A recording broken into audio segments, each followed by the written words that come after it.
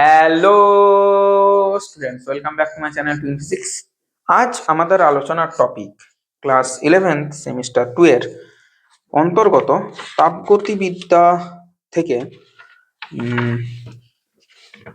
মান 3 সংক্ষিপ্ত প্রশ্নোত্তর মান 3। হেডিংটা দিয়ে দিই, সংক্ষিপ্ত প্রশ্নোত্তর মান 3। তো আজকের ভিডিওতে মান 3 এর ভালো ভালো প্রশ্ন রয়েছে, ঠিক আছে। কিছু থিওরিটিক্যাল প্রশ্ন এমন রয়েছে যেগুলো কিন্তু আমি মুখেই বলে দেবো।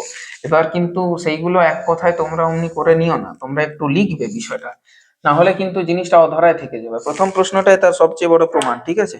প্রথমটা না, অ্যাকচুয়ালি হচ্ছে পরেরটা বা কিছু, ঠিক আছে, আমি দেখে নিচ্ছি, অসুবিধা নেই। তো সেটা কিন্তু আমি যেটা ব্যাখ্যা করব, যেটা টোটাল এক্সপ্লেন করব, সেই জিনিসটাকে কিন্তু হ্যান্ড রিটেন মানে হাতে লিখে খাতাতে লিখো, কিন্তু না হলে কি হবে, আমি বলবো কিন্তু তোমাদের মাথায় ঢুকবে না। জিনিসটা বোঝো, কারণ অনেকটাই থিওরিটিক্যাল, ঠিক আছে। থিওরিটিক্যাল তো অনেক টাইপের হয়, নিউমেরিক্যাল বাদে এটা একটু গভীরভাবে থিওরিটিক্যাল, কোন একটা প্রশ্নের প্রপার এক্সপ্লেনেশন চাইছে। তো আশা করি তোমরা সবাই ভালো আছো, সুস্থ আছো, এবং তার চেয়ে বেশি ইম্পর্টেন্ট তোমাদের প্রিপারেশন, যেটা সেমিস্টার 2 এর প্রিপারেশন ভীষণ ভালো চলছে। প্রথম প্রশ্ন বলেছে যে যখন একটি তরলকে প্রবলভাবে আলোড়িত করা হয় তখন তরলটি গরম হয়ে যায়, এটি একটি প্রত্যাবর্তক প্রক্রিয়া কিনা ব্যাখ্যা করো। ভালো জিনিস, একটা তরলকে প্রবলভাবে যদি আলোড়িত করা হয় তার মানে কি রয়েছে, আলোড়নের ফলে সেখানে ঘর্ষণ তৈরি হচ্ছে তরলটার সাথে তরলের পাত্রের। তাহলে এখানে যদি ঘর্ষণ বল থাকে তাহলে সেটা একটা অপচয়ী বল, আর অপচয়ী বল থাকলে সে প্রত্যাবর্তক প্রক্রিয়া কি করে হতে পারে। এক তো বাস্তবে কোনো প্রত্যাবর্তক প্রক্রিয়া নেই, তাও বলছি যে যেখানে অপচয়ী বল বা ডিসিপেটিভ এনার্জি রয়েছে সেখানে কি করে প্রত্যাবর্তক প্রক্রিয়া হবে, অর্থাৎ এটি একটি অপ্রত্যাবর্তক প্রক্রিয়া।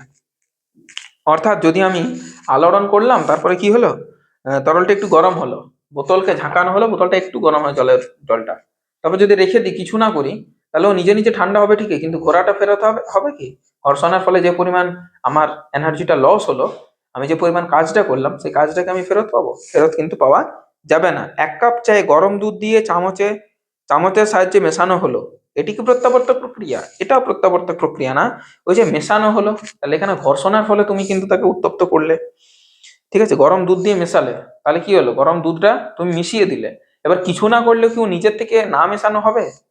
রিভার্স প্রসেস কি সম্ভব? সম্ভব নয়, তাহলে এটাও কিন্তু প্রত্যাবর্তক প্রক্রিয়া নয়। তাহলে কোনোটাই যখন প্রত্যাবর্তক প্রক্রিয়া নয়, তাহলে স্যার জিজ্ঞেস কেন করেছে? জিজ্ঞেস করেছে তোমার এক্সপ্লেনেশনের জন্য, যে কিভাবে জিনিসটাকে তুমি গুছিয়ে লিখতে পারছো। সিজিএস পদ্ধতিতে তাপের যান্ত্রিক তুল্যাঙ্কের মান কত? এখান থেকে লিখি। আচ্ছা, 1 নম্বরটা বোঝা গেল নিশ্চয়ই, আমি এক্সপ্লেন করে দিয়েছি। সিজিএস পদ্ধতিতে জে এর মান হচ্ছে W/H, হয় তো, তাহলে W হচ্ছে তোমার কৃতকার্য, হচ্ছে তোমার আর্গ, আর এর হচ্ছে ক্যালোরি। হ্যাঁ, এটা ব্যাপার। তাহলে এটা হবে 4.2 ইন্টু 10⁷ আর্গ পার ক্যালোরি।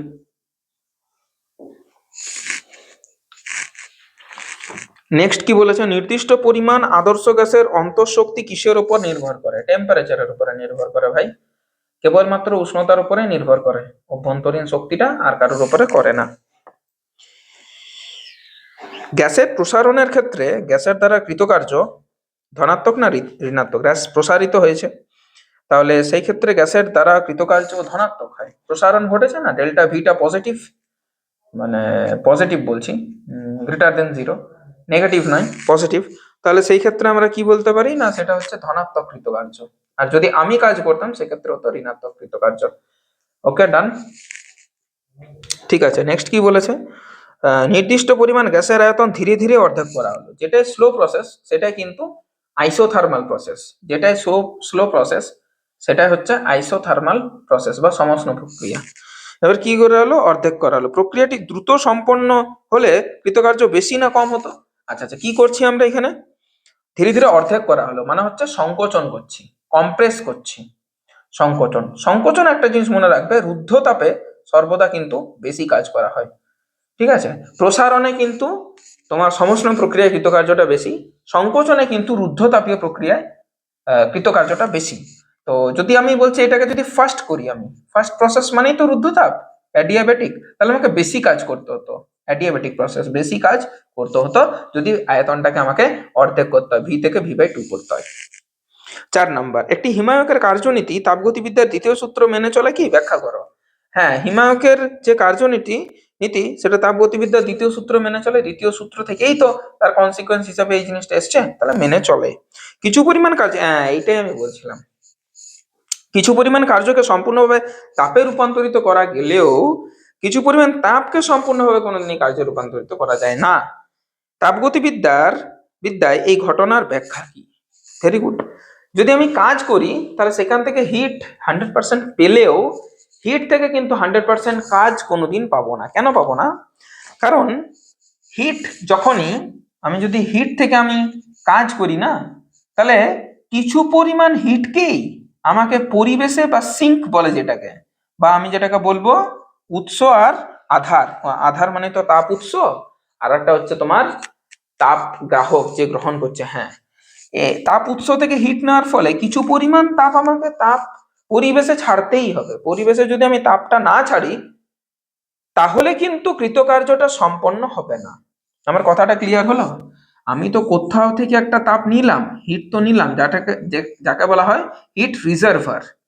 হিট রিজার্ভার, বানান ভুল হলে ক্ষমা করে দিও। আরেকটা আছে যেটা হচ্ছে হিট সিঙ্ক। হিট সিঙ্ক, এবার কিছু পরিমাণ তাপ ওকে দিতেই হবে, ম্যাক্সিমামটাও কৃতকার্য হবে তা ঠিক কথা, কিন্তু কিছু পরিমাণ তাপ ওকে পরিবেশে ফেরত দিতেই হবে। হলো, বোঝা গেল? তাই সম্পূর্ণ ইয়েতে কনভার্ট করা যায় না।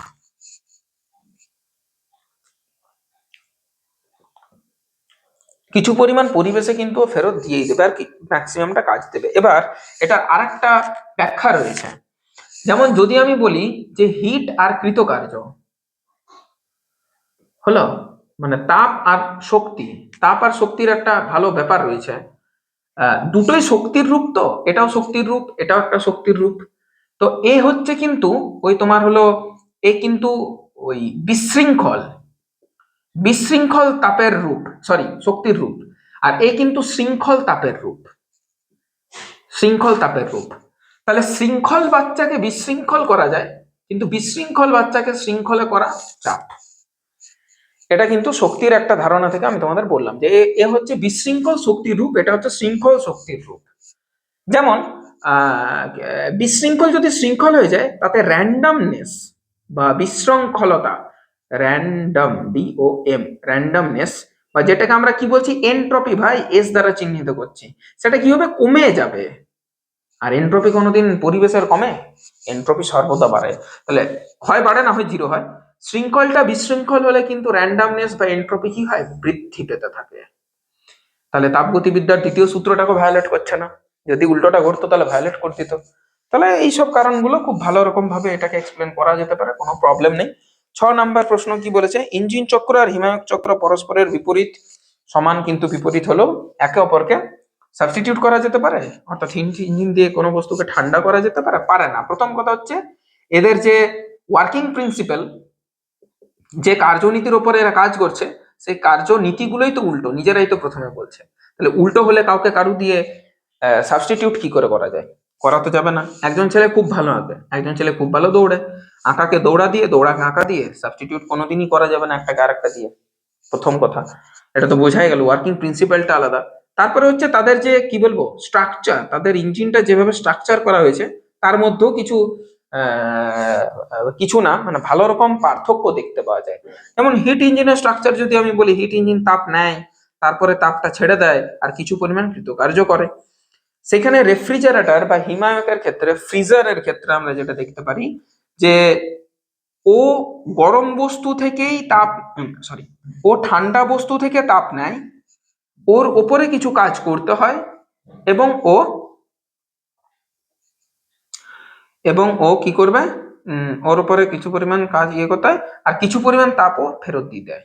তার মানে এটা যোগ করে এটা হচ্ছে, অর্থাৎ টোটালি কিন্তু কি হচ্ছে, রিভার্স প্রসেস হচ্ছে। এটা রাইট সাইডে আছে, এটা লেফট সাইডে আছে।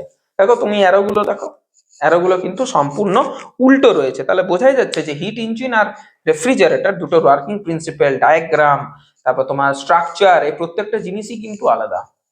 সম্ভব না কোনোদিন একটাকে আরেকটাতে সাবস্টিটিউট করা। প্রত্যাবর্তক অপ্রত্যাবর্তক প্রক্রিয়ার সংজ্ঞা দাও, প্রতিটি একটি করে উদাহরণ সহযোগে ব্যাখ্যা করো। ওয়েল, প্রত্যাবর্তক প্রক্রিয়া তো সম্ভব না, কোনোদিন বাস্তবে, তবে কিছু কিছু সম্ভব, যেমন 0°C বরফ থেকে যদি 0°C জল করতে হয় 80 ক্যালোরি তাপ দিতে হয়, আর একই প্রসেসটা যদি রিভার্স করে নিই, আমি তাপ যদি নিয়ে নিই, তাহলে সুন্দর 0°C জল 0°C আবার বরফে পরিণত হয়ে যাবে। এটা মোটামুটি একটা প্রত্যাবর্তক প্রক্রিয়া। এছাড়া অপ্রত্যাবর্তকের তো উদাহরণ ভরে ভরে আছে, তাহলে নাম, সংজ্ঞা, উদাহরণ এগুলো পেয়ে যাবে বই থেকে, কোনো প্রবলেম হবে না। চলো, একটি চলন্ত গাড়িতে একটি অক্সিজেন পূর্ণ সিলিন্ডার রাখা আছে, সিলিন্ডারটির মধ্যে গ্যাস অণুগুলির অভ্যন্তরীণ শক্তির কি পরিবর্তন হবে? আরে গ্যাসটা দৌড়ছে, গ্যাসের অণুগুলো থোড়ি না গতিশক্তি বৃদ্ধি পেয়েছে বা কিছু হয়েছে বা তারা কি মুভ করছে কোনো না, তাহলে তাদের অভ্যন্তরীণ শক্তির কোনো পরিবর্তন হবে না। গাড়ি চলুক, গাড়ি চাই না চলুক। স্থির উষ্ণতায় কোনো নির্দিষ্ট ভরের গ্যাসের চাপ ও আয়তন পরিবর্তিত হলে অভ্যন্তরীণ শক্তির কি ধরনের পরিবর্তন হয়? আচ্ছা, নির্দিষ্ট উষ্ণতা, আচ্ছা স্থির উষ্ণতা বলে দিয়েছে, উষ্ণতা স্থির যদি, তাহলে ডেল্টা ইউ কোনো পাল্টাবে না, ওটাও শূন্য হয়ে যাবে। উষ্ণতাই যদি না পাল্টে, তাহলে অভ্যন্তরীণ শক্তিও পাল্টাবে না। তাপগতিবিদ্যার প্রথম সূত্রটি যে সূত্রের গাণিতিক রূপ তার নাম কি? একটি ব্যাপক চলের উদাহরণ দাও। মোলার আপেক্ষিক তাপের এসআই একক কি? আচ্ছা, এটা এনার্জির কনজারভেশন ল এর সূত্রের রূপ। ব্যাপক চল পেরে যাবে, মোলার আপেক্ষিক তাপ হচ্ছে joule per mole per kelvin, এটা হচ্ছে ব্যাপার। 10 নম্বর।